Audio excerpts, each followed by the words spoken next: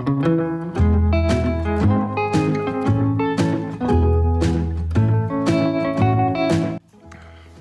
так, мої любі клієнти, для вас записуємо відео. Ми бачимо ікло.